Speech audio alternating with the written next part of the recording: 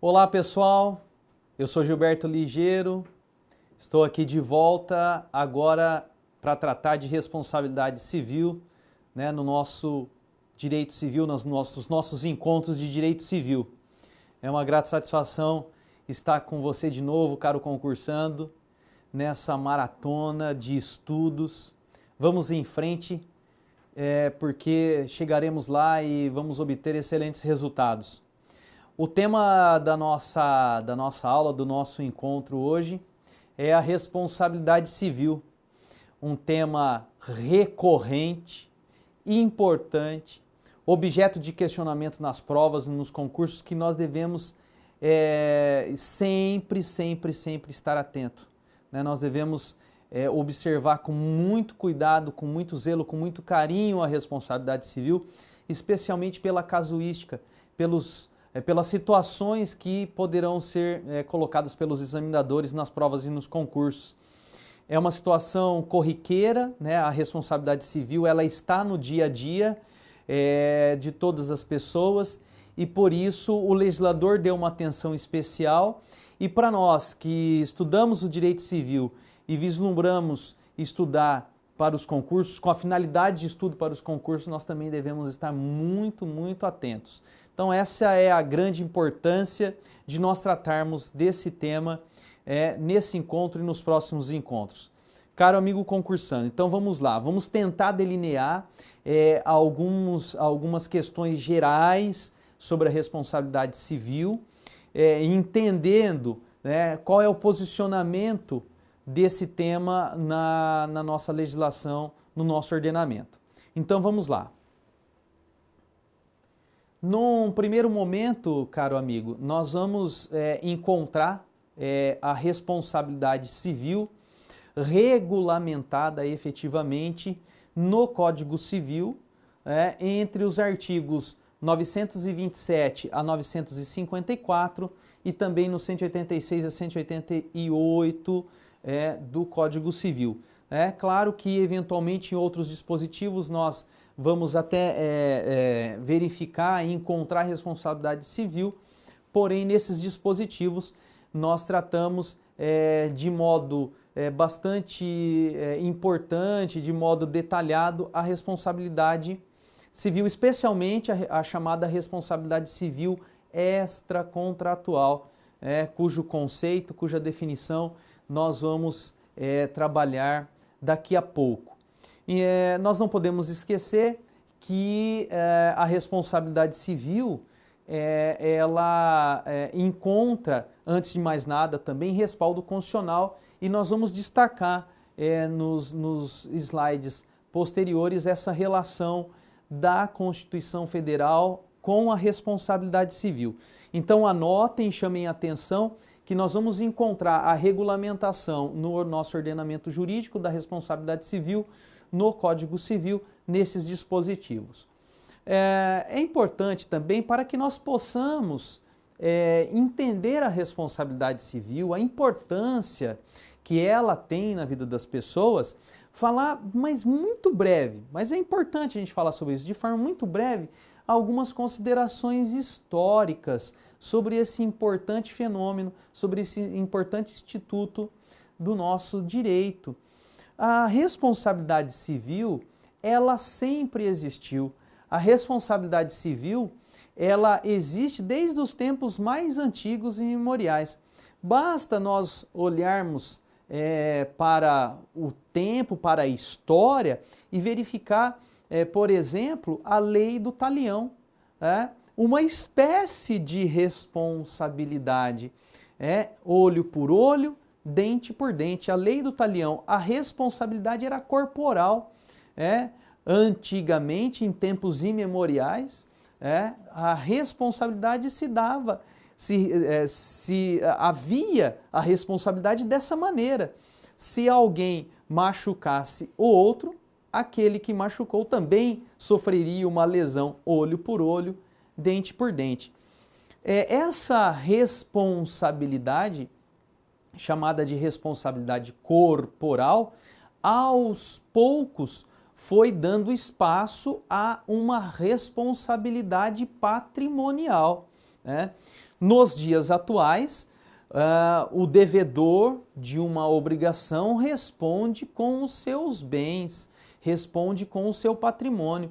É o que nós encontramos, né, de modo especial no Código de Processo Civil. Vejam lá no artigo 789 do Código de Processo Civil, o legislador falando o seguinte, caro concursando: o devedor responde com todos os seus bens, presentes e futuros, para o cumprimento de suas obrigações, salvo as restrições estabelecidas em lei, salvo aquelas hipóteses de impenhorabilidade que é tema de processo civil, mas que cabe aqui a gente fazer uma breve anotação.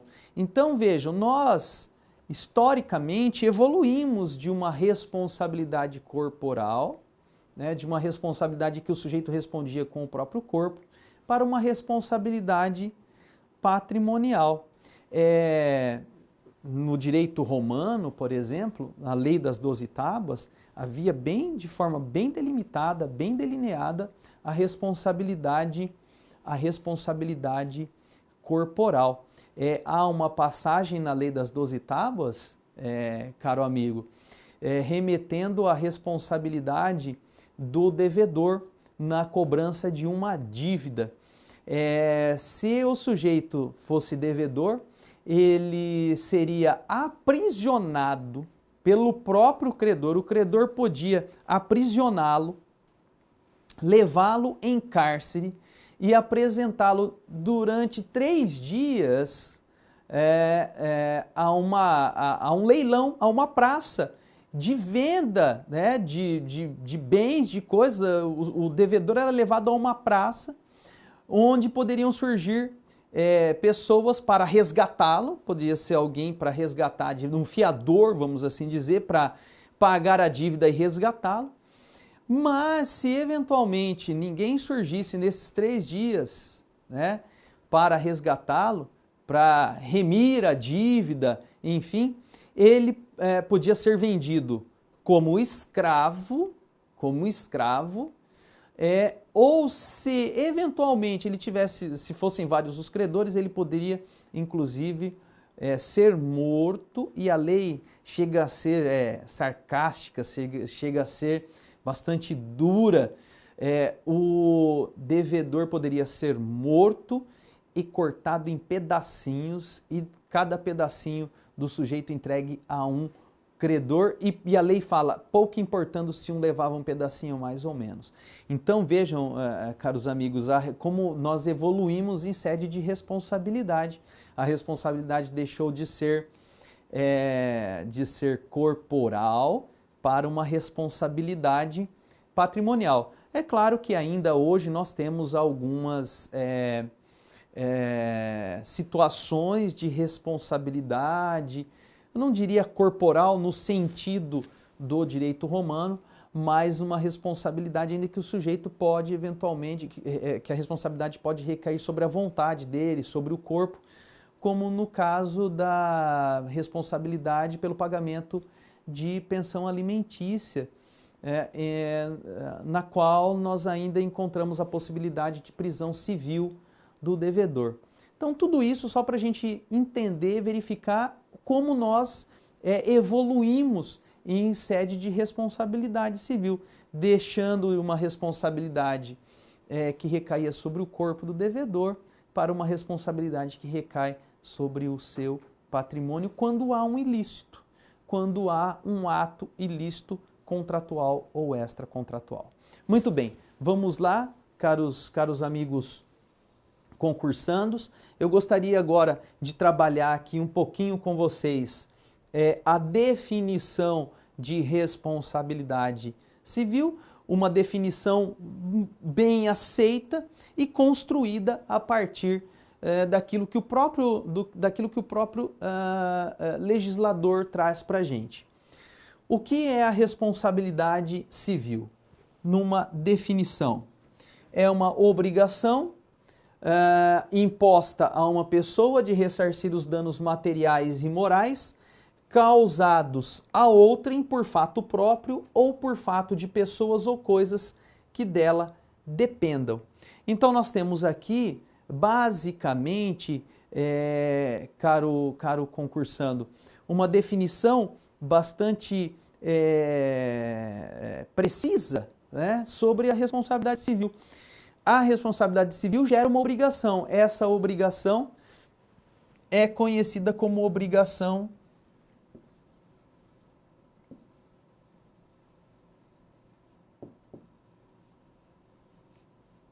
de indenizar. É importante nós também destacarmos que essa definição ela é muito mais próxima, muito mais própria da chamada responsabilidade extracontratual. É aquela responsabilidade que decorre de fatos estranhos aos contratos, porque muitas vezes quando nós falamos de responsabilidade contratual, o ilícito contratual está relacionado à mora, ao inadimplemento, que é uma ideia que não está aqui.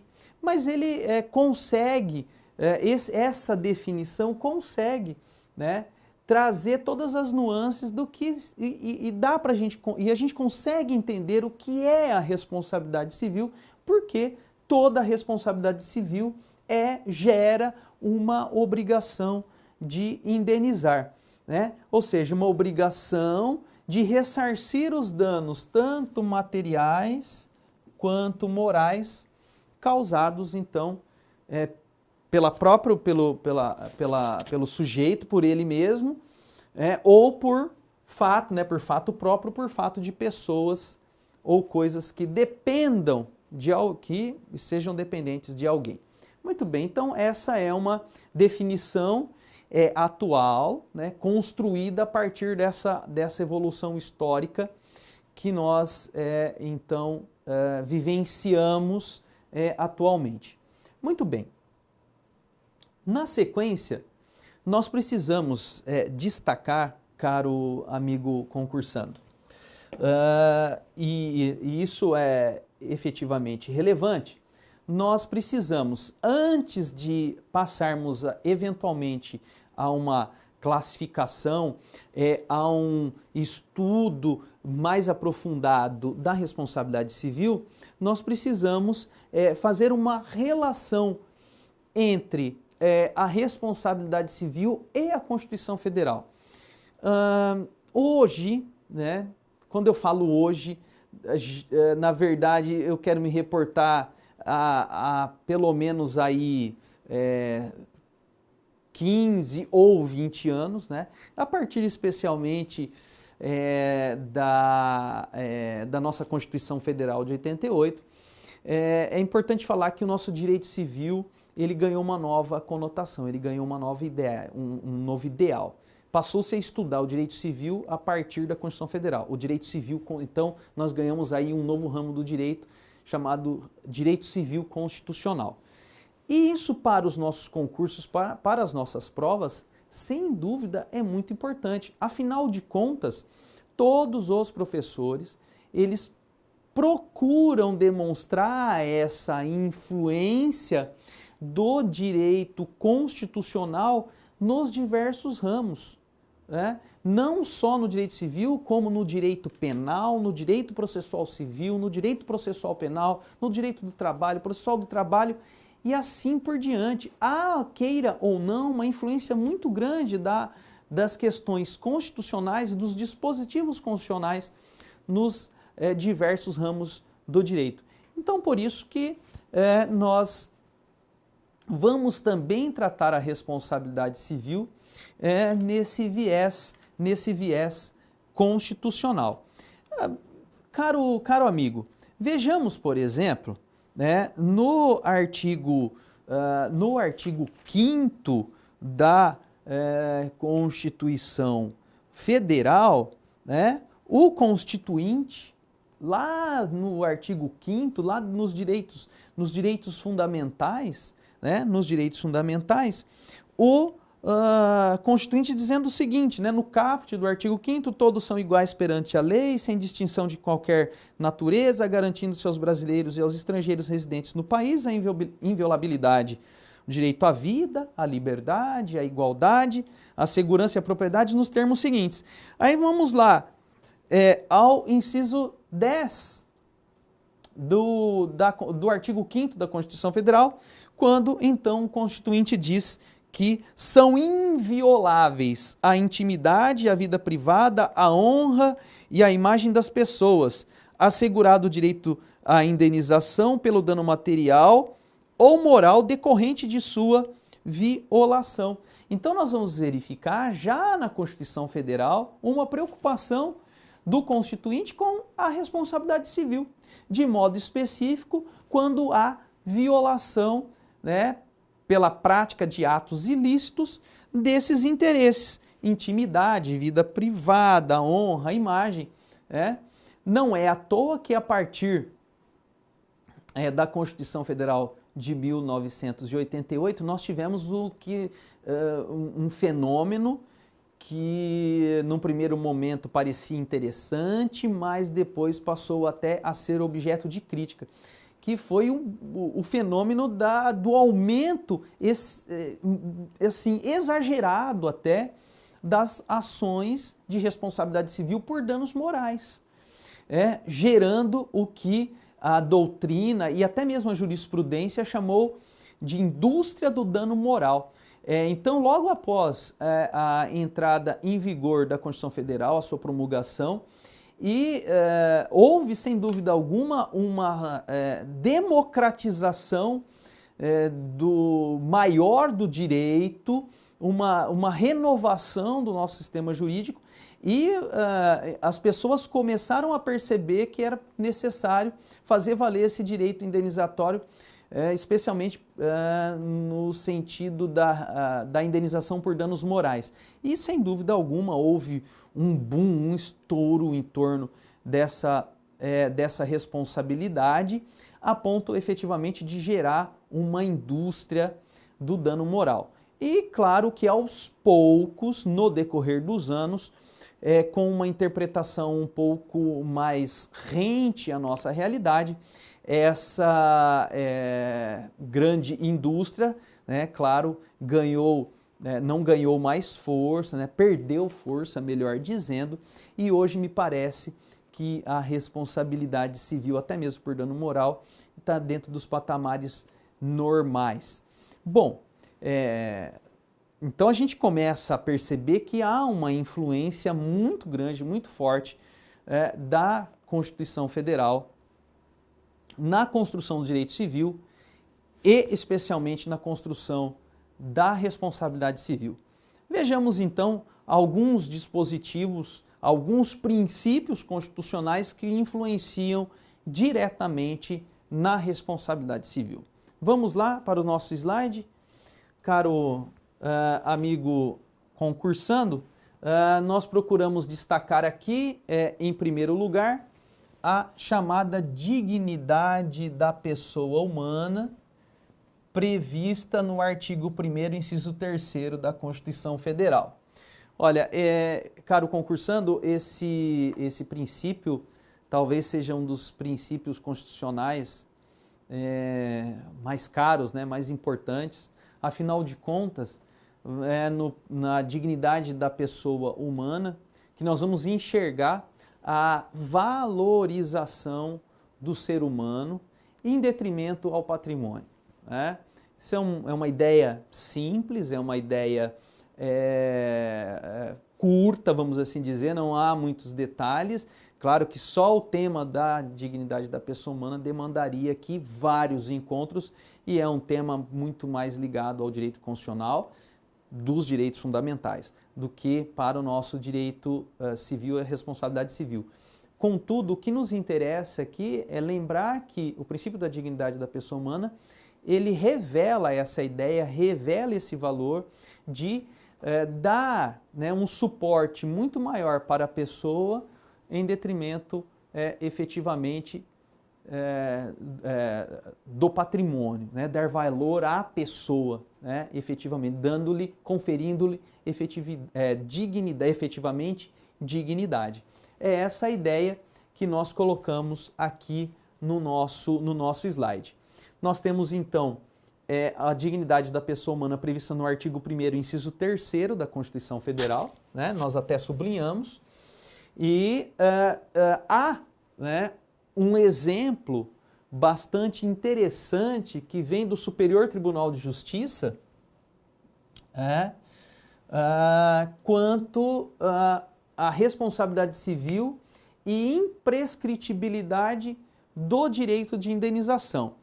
Esse caso, é importante nós destacarmos aqui, é um caso emblemático, caro amigo concursando, de um sujeito que propôs uma ação indenizatória para tentar receber uma indenização decorrente de danos materiais e danos morais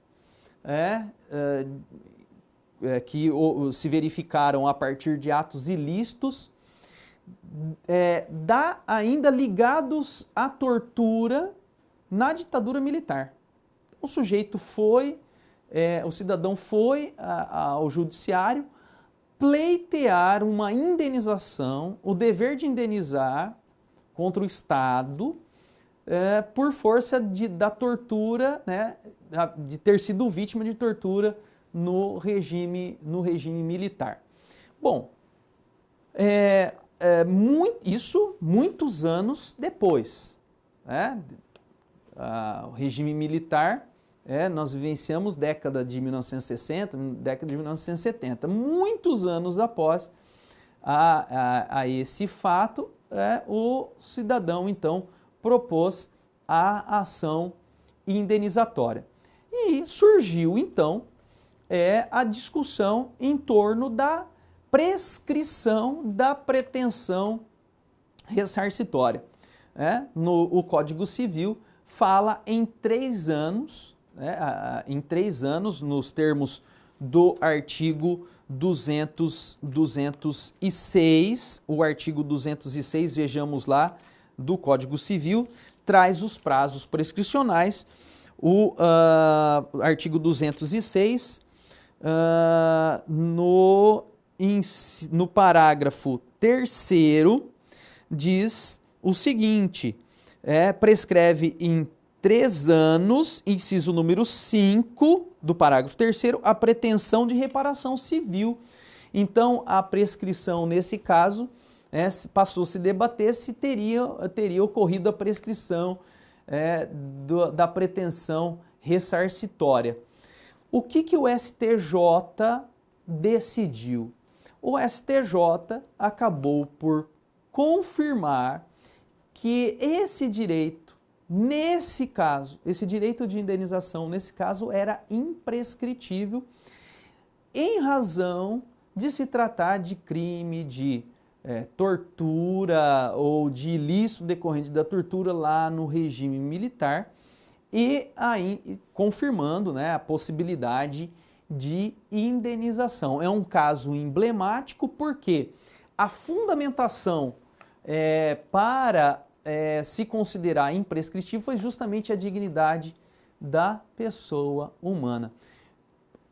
Colocou-se numa balança o peso da segurança jurídica da prescrição, porque a prescrição visa dar segurança jurídica, só que, de outro lado, o peso da dignidade da pessoa humana, ou seja, o sujeito que lá num período de exceção, um período marcadamente de opressão, de eventual tortura, né, naqueles casos, efetivamente, que se comprovou,